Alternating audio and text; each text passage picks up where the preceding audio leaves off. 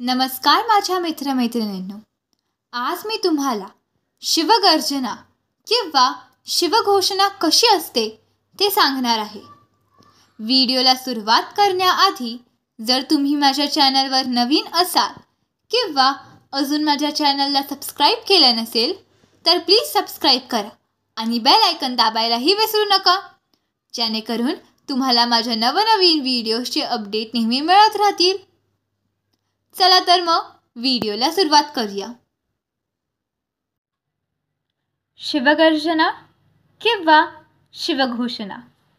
Chhatrapati Shivaji Maharaj. Aste Kadam, Aste Kadam, Aste Kadam.